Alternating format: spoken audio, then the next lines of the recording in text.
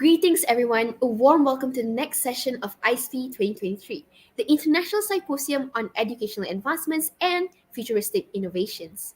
We are delighted to see participants from various corners of the globe here with us today.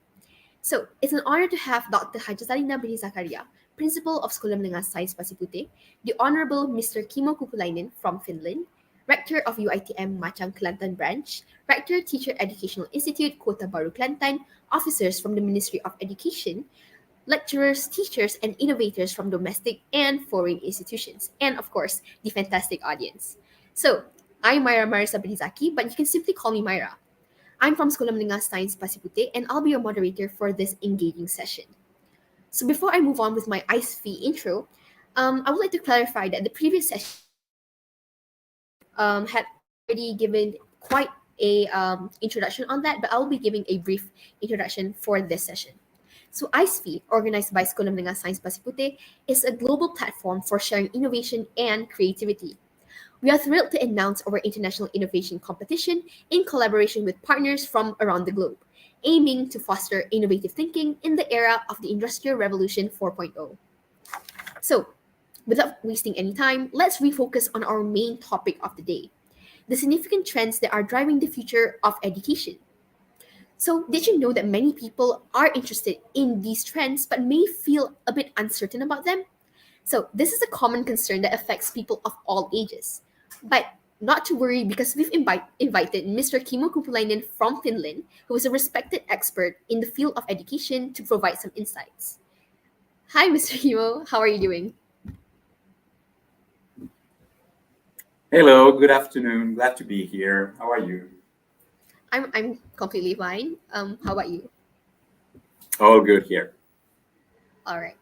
So before we move on with Mr. Kimmo's presentation, I would like to give a brief introduction on Mr. Kimmo himself. So ladies and gentlemen, it's an honor to introduce Mr. Kimmo Kumpulainen, a distinguished leader in education.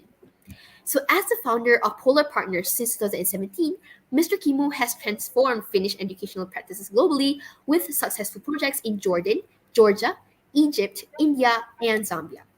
So from 2014 to 2019, Mr. Kimmo was the founder and CEO of SkillsUp, where he introduced innovative real-time skill assessment softwares and teacher training programs in several countries, including Canada, Mexico, Nepal, Pakistan, and India. So his contributions have extended to the Ministry of Education and Culture in Finland, where he influenced vocational education and received national recognition for his teaching excellence. So, without further ado, please join me in welcoming Mr. Kimmo Kumpulainen, a prominent figure in the field of education. Thank you, Myra, and happy to be here. And I will shortly give you a presentation, but just as an introduction to the topic of today, I'm happy to share my vision of what are the different trends in the world, society, world of work, in technology that are affecting our needs and way we deliver education. And then the last part will be my few tricks and sources that I'm happy to share with you, how we can prepare as a nations and as individual teachers, how we can prepare our students with education to the world of the tomorrow. Okay, so now I will go through a short presentation. It will have some links and ideas, and I hope they will be very useful for all of you. And some of them are practical tools, some of them just makes us to broaden our views and minds when it comes to future and what kind of education are we aiming to provide. Okay. So let's start by delving into the key trends, a few of them that can be seen, but will have a big effect on the education of the future. So first of all, let's talk about societies, people first. So our, of course, recent development in technology, but also different happenings in the world, for example, pandemics and way we consume, they are all affecting how we live our lives and what kind of societies do we have. For example, shopping. Everyday thing that we normally do, we go to a store, we buy something, and then we go home. But already we are seeing a lot of different elements moving. We have robots delivering food. Here we have one vision of in 15 years that we will have 3D printers at home, every home, that we can print basically anything from medicine to food, even spare parts to cars and everything. So basically, if this vision will come to fruition, then this will mean many changes in society. So people will stay more home. There will be more need for logistics, new ways of delivering things, new ways of selling, new ways of customer service. So this kind of a vision of shopping will have very big dramatic effects on many fronts in societies. And if you're interested in this particular vision, there's a nice timeline, which is this one of the snapshots of it, and you can find it from that address below the picture.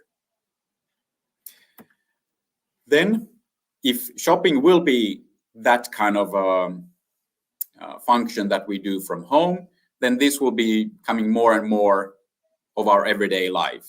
So again, we will need people to design more logistics, optimizing things, packaging, ecological packaging innovations, and so on. So these will create new business opportunities and new professions for the next 10, 15, 20 years from now that we don't know today what they will be.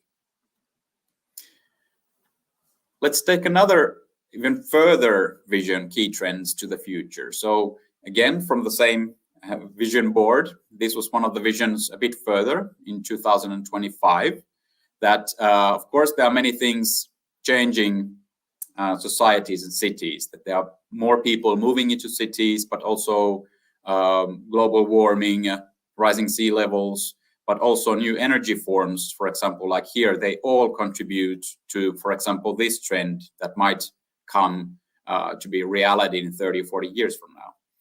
So basically, if we will go in this far, that we will have underwater cities, they can be floating or underwater. So these can be used to mine fuel that we can use in different ways, especially in hydrogen and fusion fuels. And then these can be very powerful in that sense that we are more focused, we are more city, urban living in very highly concentrated areas. And then, for example, in the future, if we would see that a teenager would be living at home, this could be something that he could be looking into when he's looking out of his window in his new home city. So those were the few things that what the society could look, just a few glimpses of them. But now if we think of the same perspective, how does all of these changes affect the future of work? So let's take a few glimpses of that next. So first, let's start with a Future of Jobs report done by World Economic Forum every year. And this is the latest report. Again, you can find it from that web address. But these, as you can see, are skills that will be crucial already today, but more and more so in the future. So if we look at the, let's say, top 10 skills there, analytical thinking, creative thinking, resilience for different changes, for actual continuous change, then lifelong learning, literacy, but not just of words and books, but only technological, to understand basically how technology works. And all of these social skills as well, leadership, connecting, thinking bigger things like systemic, not just one thing, is this correct or right, or if this is something that if I do it this way, how does it affect bigger things, and vice versa. And then the service, people to people, connecting with people, different service elements, and so on. So as you can see from this list, this is something that if we are educators, either from an authority, ministry level, regional level, principal, school level, teachers, students, that this is a good list for us to start thinking that, for example, are these the skills that we are now training our students for in our schools and in our processes, in and out of school, actually. But I will come back to that educational part a bit later. The way we do and the way we work this is something that we have been accustomed, that we go to a certain office, we work 9 to 5, and then maybe, well, sometimes a bit longer. Then we meet people, we have meetings, we go home and stay home, have some maybe hobbies, and eat and go to sleep, and then repeat. But is this going to be the norm in 10 years, 20 years, 30 years from now? Because there are many changes in the work society and work life that will have a big impact on this. So this is something, a question mark, that this might not be the way we work in 20 years, 30 years from now. And let's look at some of the trends. For example, let's take the last pandemic we had. For example, in the United States, there was a lot of jobs that were lost during the pandemic, but even increasing and accelerated speed when it comes to robots and AI that can do many, many things much faster, better, higher quality than people.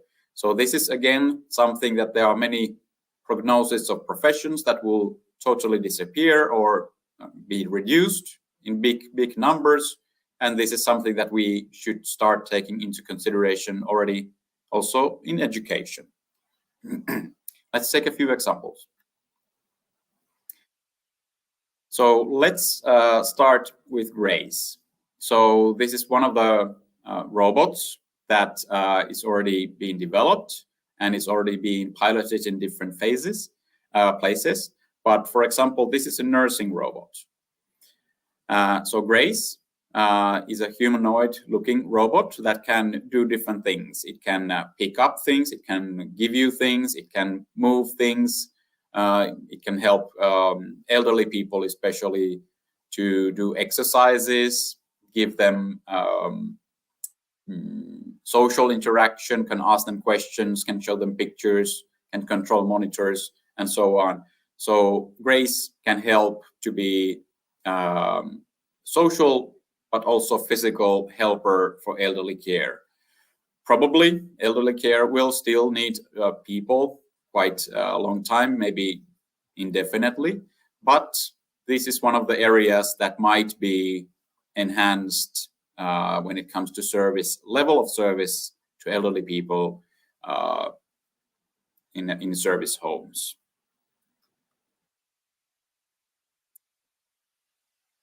Okay. Then, as you know, I'm from Finland. So one of our crown jewels of companies, Nokia, and maybe several of you used the Nokia phones back in the days when they were the biggest mobile phone producer.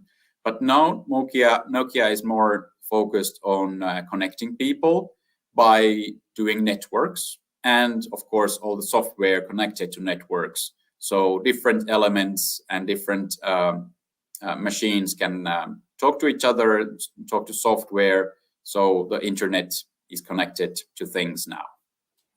So for example, AI video is now connected to railroad, so it's improving safety. So if we used to have a person in railroads or in the future at, let's say, school security or office security and so on, that a person does a personal touch to many things, but there's a lot of things that AI can do better and do less mistakes.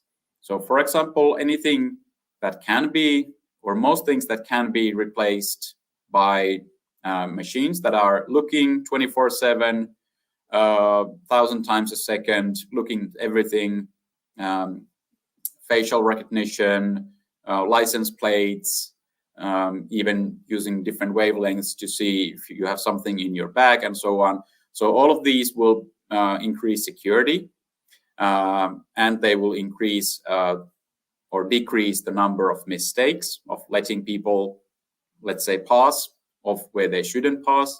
So AI will analyze everything much better. But hopefully it will also help our work, let's say, as teachers. If the AI is ethical, it will recognize the students that are entering the school. So you will always have a system that is up to date, who is absent, who is in school, how many people, which classroom they are at. So hopefully they can also save some time and not just to be a scary, like a control system from the Orwell 1984 kind of world.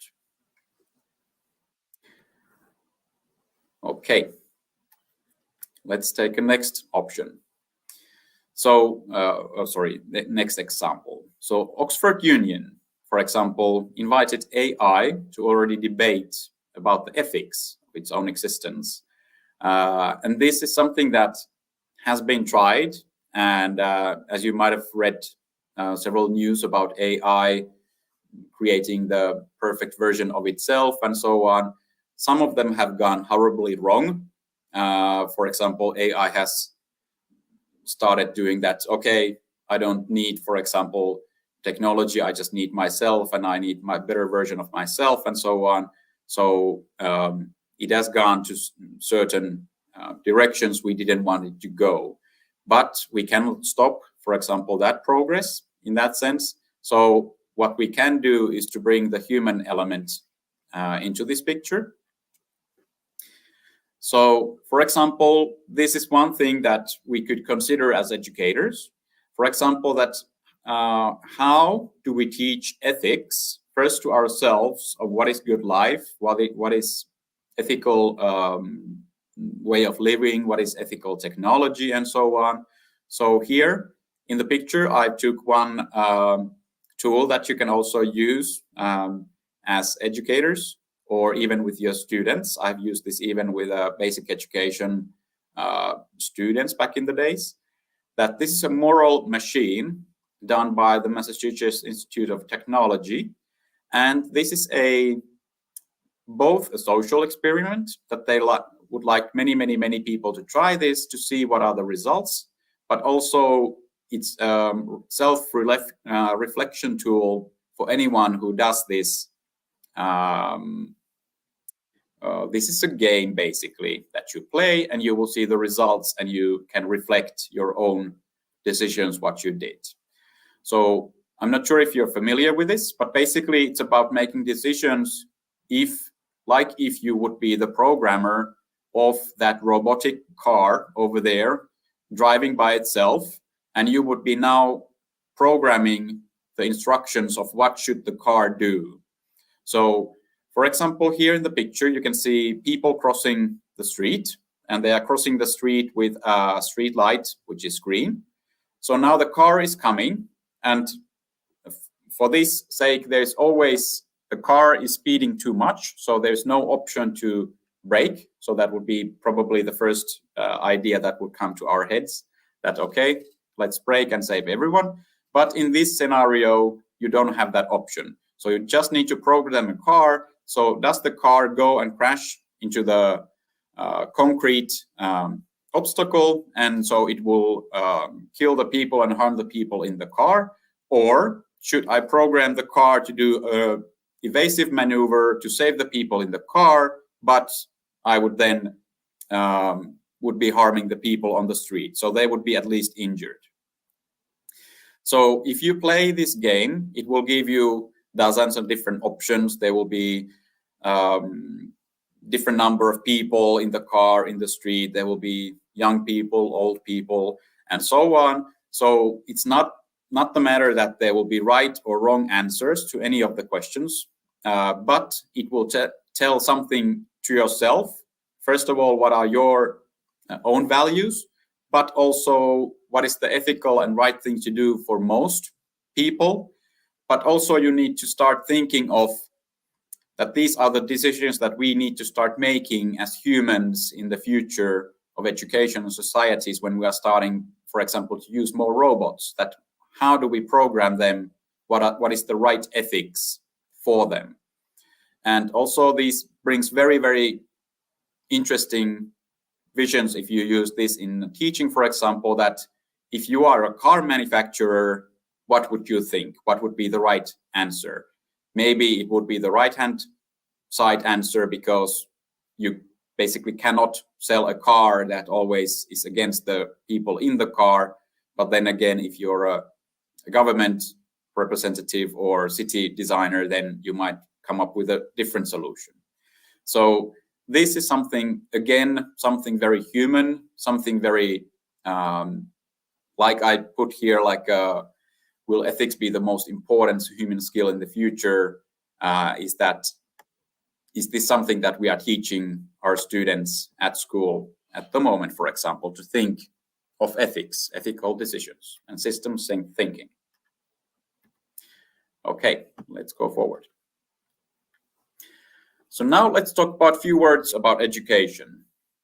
So these were just the snapshots of society and world of work, what kind of different elements we might be seeing in the future and how it might affect our decisions and how we live. But how does this affect education? So let's start with this question here. So are we really able to prepare our students, especially for this?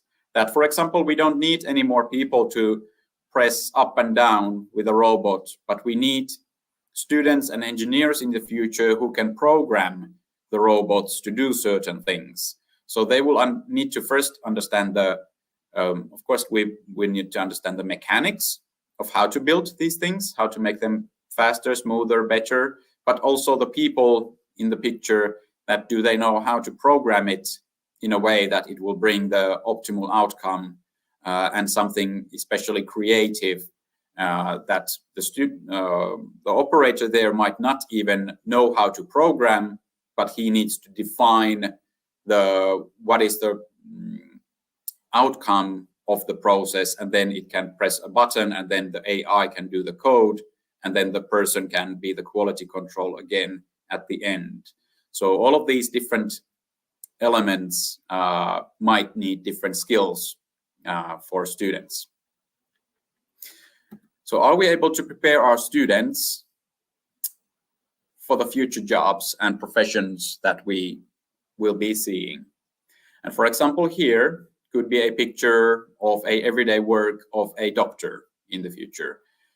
So far, we've been using a lot of time training doctors to know every piece of human body, every different disease, and to remember all of them by heart. And of course, doctors will need that information to some extent also in the future. But do we also prepare our doctors already to start using AI in, let's say, analytics? For example, here, if I would be a doctor, an eye doctor, for example, I could ask the AI and my robots to do all the measurements of eye pressure, medical history of this person, if there is any symptoms that the robots can find, and make a data search of million different diseases that could be affecting the poor eyesight of this person, for example, that maybe I can remember 1,000 different options, but I'll never ever beat an AI system in analytics when it comes to making prognosis. And this, for example, in medical field has already has very, very good results in big data mining, for example, when it comes to analyzing medical conditions. So again, I'm challenging us as educators to think that is this something that we are already doing, or if we're not doing this, how are we going to get there? Because this is already our everyday life, but this will increasingly come as part of our natural everyday life in a speed that we really don't understand. Just as a reminder of, for example, let's say mobile phones, that it was just 15 years ago that Apple released the first smartphone with a big screen. And for us, it seems that they have been always present. It's so natural to just have an app for everything and so on. But for 20 years ago, we had phones with just buttons in them, and the most advanced game was the worm in the Nokia phone. So we are very, very easily forgetting of different things. That's how fast things go forward. Okay, so let's take a few other examples of how education might change, and these are my examples and my visions. So I will share a few of them for you. And of course, my background coming from Finland. So I will start first from curriculum, an example from Finland. So here, as you can see, are 7 different skills. We call them transversal skills here in Finland. And when we did our last curriculum reform in 2014 and started implementing this in 2016, we introduced 7 skills, which you can see here, and we included them to all subjects from grade 1 to 9. So if you're a mathematics teacher, you will teach all of these things as part of your mathematics lessons. If you're history teacher, language teacher, whatever. So again, these will be already included in the curriculum. So as an example, analytical thinking. If I would be teaching mathematics and I would also need to teach, let's say, multi-literacy, I could, for example, ask students to analyze 2 different graphs that are next to each other. So, for example, they could even represent the same thing, but the other graph would be having a big, increase in the visual outcome of the arrow going like this, and the other one would be going almost horizontal. And they would be even representing the same thing. But now, if I'm teaching graphs and analytic thinking, I would ask my students to analyze, first of all, how and why they are so different, even if they are representing the same thing, but also who could be behind this graph and what would be their motives of doing this kind of to make it look like it's going vertically, and who could be making the other graph who makes it look like horizontal. So there are different people behind anything or everything, basically communication, even mathematics, which seems quite logical and right and wrong answers, full of them. But also in mathematics, we will need multi-literacy of the ability to read different information and to understand where it came from. Is this trustworthy? Who wrote this? What is the source? And who will do the checking of the source? Will it be me, my colleague, or AI? And again, who do I trust in this sense? The same thing, let's take another example. So ICT skills, again, in mathematics, it requires that we also not to add these to the curriculum, but also to give teachers training how to use these and how to train these, and then ask them to deliver the same thing to students. For example, ICT skills, again, I could take my cell phone and I could train teachers, for example, to how to use Google Lens with my smartphone to calculate how many trees do we have here in this area, or how many flowers, or how many chairs do we have here? And then to think how this is connected to mathematics is to start thinking of how to make a lesson plan out of something like a technology in mathematics.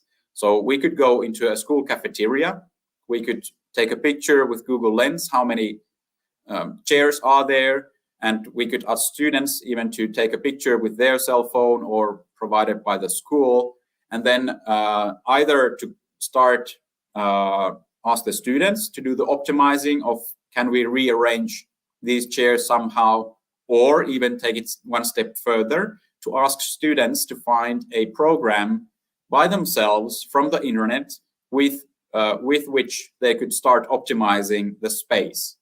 So this could be one example of a future lesson, of a mathematics lesson that me, if I was a mathematics teacher, could do, and we could teach how to use ICT tools and skills as an everyday life. And the students will start seeing how to apply mathematics, not just to calculate something.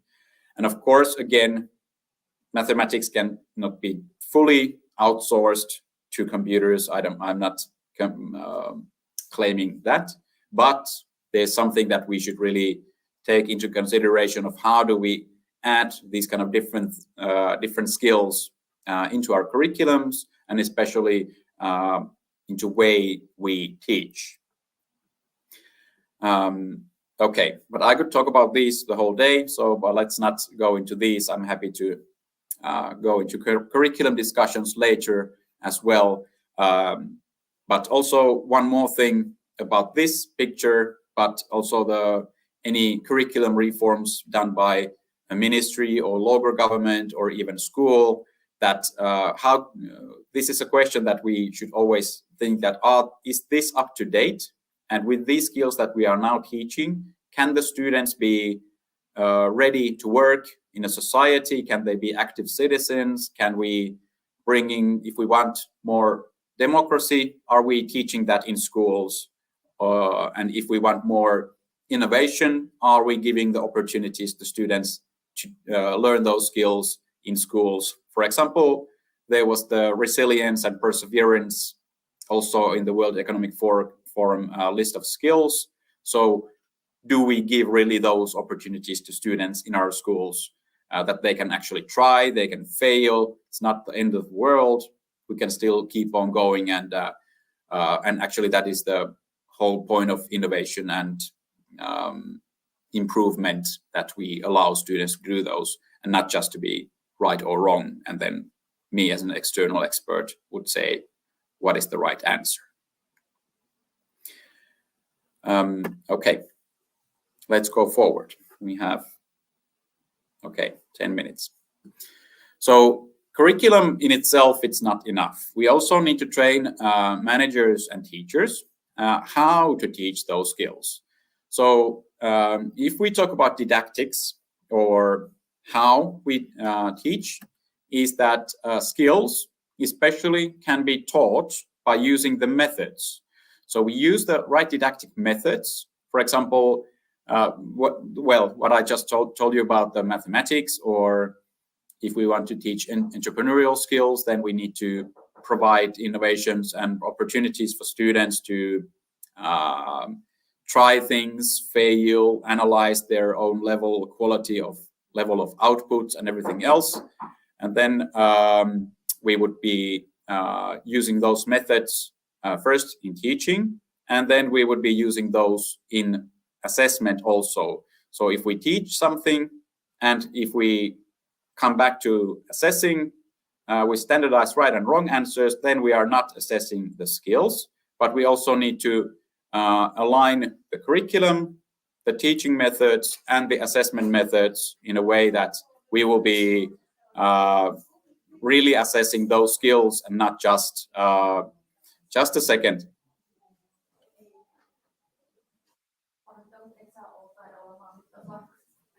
Okay, just a second. Yeah, there was just people coming through. Okay. Okay, but what skills cannot be taught, or how they cannot be taught, is with something that if we expect me to give me information that I first have to remember by heart, and then to put right and wrong answers. That's a good way to teach knowledge, and that's let's say easy way and standardized way for me to monitor if I'm a principal or a school manager or a teacher, that I can put, for example, students in a way that they are who is the best student, who has won something, and so on. But again, that's one way to go. But if we want to train skills, especially those innovation, analytical system thinking, then the assessments and the methods will be something that a teacher cannot even know what will be the outcome. So if I'm a teacher, I will need to start assessing those skills and processes and how they work, how they communicate, what is their reasoning behind creating a new kind of a, let's say, optimized cafeteria order of benches and tables and so on. So they will need to explain it, and there can be two or other 3 students can come to a totally different conclusion, and they can be all right, that basically they can optimize the space, and they can even bring other ideas that now the cafeteria is more multi-purpose. You can have it as an auditorium, or now it has more space to move, or now there's a logistics, you can move your trays and people here more easy. So the outcome of the student analytics and their, let's say, a project of optimizing a cafeteria at a school could be totally different, and they could be all great. So that's why, again, one challenge for us teachers and educators is that how much knowledge do we need to teach, which we can teach by rote learning and standardized testing, and there's a certain amount that we should do it. But what is the balance between the methods and those skills that we need to teach to our students? And I will show you a few examples what they could look like in different levels of education. So first, let's say early childhood education. In Finland, we have 2 to 5 year olds or 6-year-olds that go to early childhood education and preschool. So if we want to teach skills, we could, or we should, give more opportunities to students to be curious. Even free play, where the kids will learn how to, they will create their own rules, and if they are unfair, they can change them and so on. So they're not always given everything from the teachers. So this is the best age to learn social skills, for example, and free play is one of the best ways to learn it. And during these years, if we do and push them too much and hard in academics, their brains, some parts of them might even get stuck in some ways of thinking, and that will hinder all the learning of the rest of their lives. So again, there's a lot of pressure in many countries to let children read and write and do math as early as possible, and especially parents are pushing it quite often. But according to research, it's even counterproductive for their future learning. So again, curriculum in early childhood education and the teaching methods should allow a lot of freedom, not just to do anything, but to create opportunities to visit nature, go outside, do if you're staying at school, how you can do social interaction outside the school, and so on. So all of these things can be done at any school if the curriculum, teaching methods, and assessment methods are planned accordingly. Okay, let's take another example. This is from Finland. Basic education. Here's one concept, me and my city. So basically, this is a place where every 6th grader in Finland will visit, and they will work here for 1 day, and they will do different professions. They will know how the society will work. They will work as a mayor, a bank official. They will work in a power plant, factory, market, and so on. And they will operate both their own business for a few hours, and then they will visit all the other elements of society. They will go and pay their taxes and so on. So this is a program that is designed for kids to understand holistically how do cities and work and societies work. And this can be, again, it doesn't have to be fancy place in itself. This could be done in any classroom anywhere in the world if the program is designed well enough. Then secondary education. There are a few schools, for example, 2 of them actually in Finland that have specialized in entrepreneurship education. And here actually are some of my students 10 years ago that they established a real company with a few dozens of euros, and they created a business idea. Here on the right, you can see them innovating teddy bears and selling them and tuning them and selling them with real money onwards. But the point is not just to do business, but they also created all the advertisements. They did all the language learning or some of the language learning by doing the advertisements in different languages.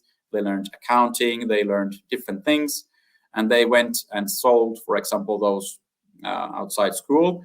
But I think the best thing here is not to just make some money, which could be also done by the students, but is to let them to use their imagination and creativity to create those business ideas and to fail and to see that, okay, this sells, this doesn't sell, and so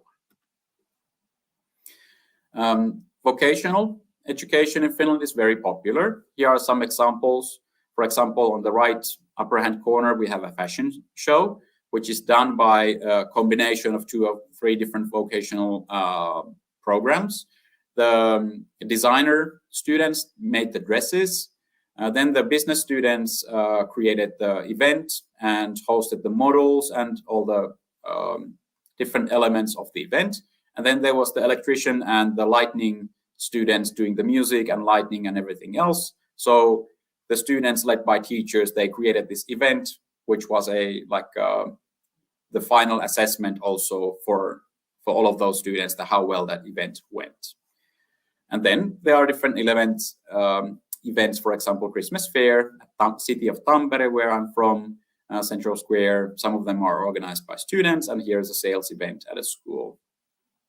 As an example, different vocational programs.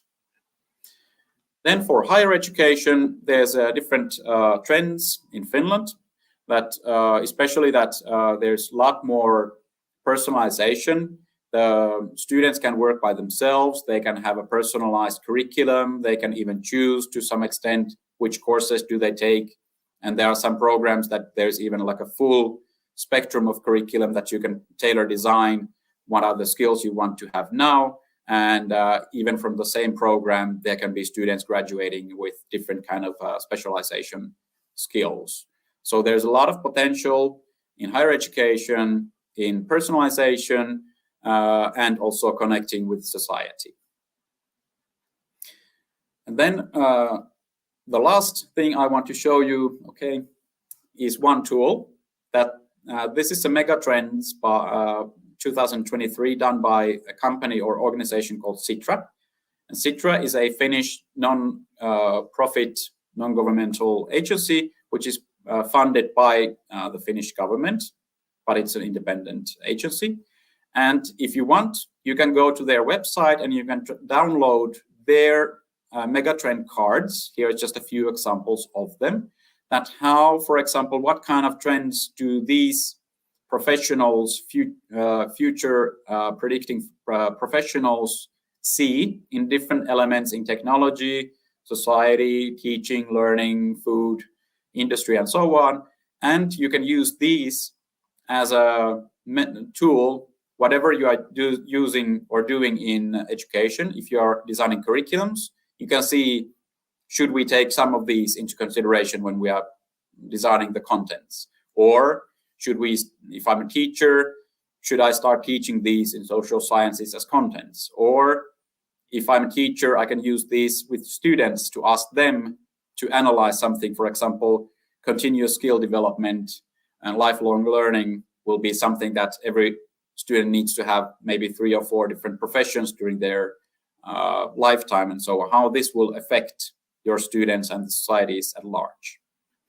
So basically, this is a good, you can even have it as a physical deck of cards, so you can have it as that one, or if you want to use this tool as something that you will download the PDF. You can use it as PDF, or again, you can even cut and use this as paper version with your students if you want to. So that was just one tool for the teachers. But now I think we have a few minutes for questions and answers. If there are any, I would be very, very happy to first hear your questions, and or if you have any comments or your own visions, I would be happy to hear those as well. Okay, thank you. We've actually managed to discuss a lot of substance in this brief time frame. So there is a first question from Dr. Myra Idrin. So she's asking, for a developing country, what would be the best way to encourage innovation when facilities are lacking in every way? How do we encourage AI when we have no facilities to aid learning? Okay. So for the first question, I would say the innovation doesn't require any facilities. It can be done in a jungle, it can be done in a city, it can be done anywhere. And it doesn't always innovation doesn't need to be high tech. For example, if there's a problem that students can identify, let's say there's a lot of plastic pollution or something on the street, and that's a problem. And then what could be the innovation? What can we do about it? Do we start affecting the people's behavior and try to have a campaign, or should we start collecting the plastic? And why should we do it? Is there some company that it's using recycled plastic? Okay, so why is it not being gathered? If so, who could be gathering it? What could be the business model around it? And so on. So the innovations are basically about solving the problems that we can see. So just as a teacher, to let the students to first identify those problems and then create solutions for them, I would say it's a good way to start innovation anywhere.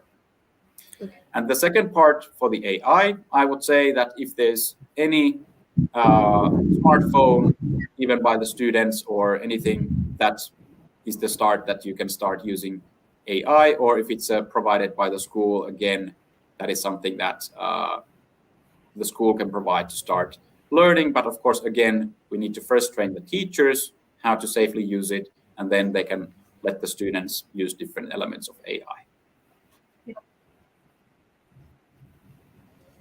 Okay. Yes. Yeah. Okay. Okay. Tegu Azam asked, how Finnish teachers done for innovative teachings? Okay. So again, we introduced skills in the Finnish curriculum 10 years ago, and there's a different levels of Finnish teachers applying those skills and innovation, for example. It's part of the entrepreneurship education skills. So in Finland, the innovation, it's not just doing business, it's also innovating solutions. So depending again on the teacher, how much they have either had training, or some teachers are very innovative by themselves.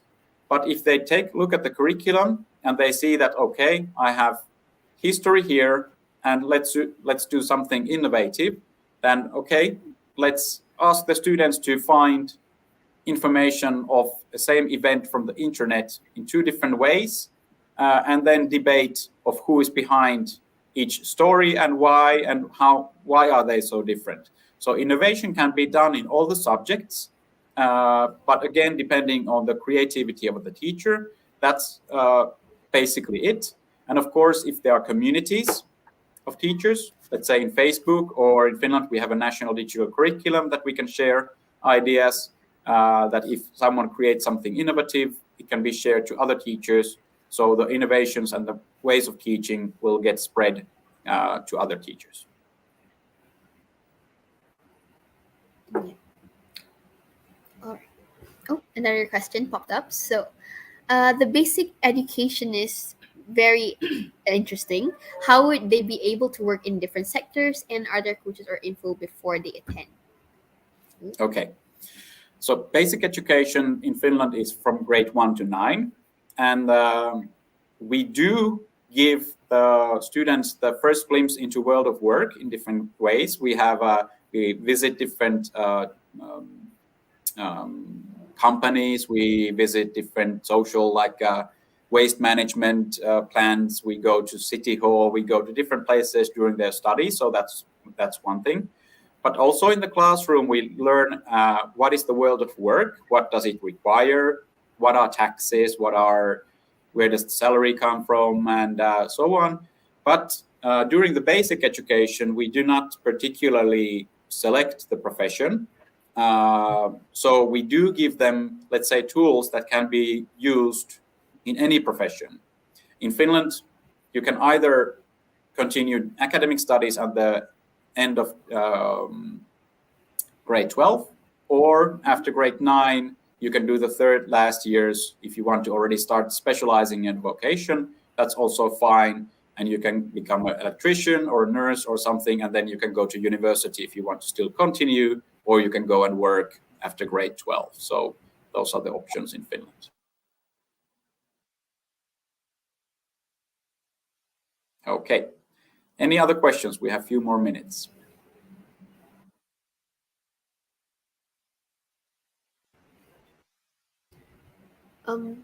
Sorry, it was lagging. Are there any more questions? Okay. I guess that's all, right? Okay. So yes, okay. That concludes our session for today.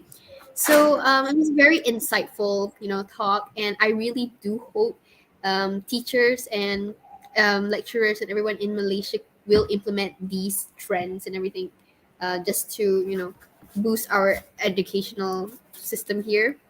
So yeah, okay. So we've reached the conclusion of our session today, and with the utmost appreciation that I extend my gratitude to Mr. Kimmo Kumpulainen for graciously serving as our esteemed panelist for today. And I would like to also express my sincere thanks to all of you who have been actively participating and dedicating your time here. So yes, until this very end of this enlightening discussion.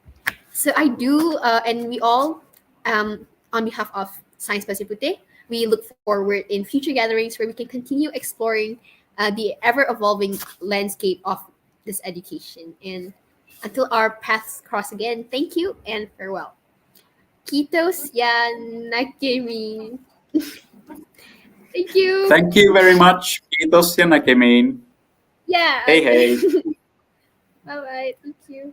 Bye-bye.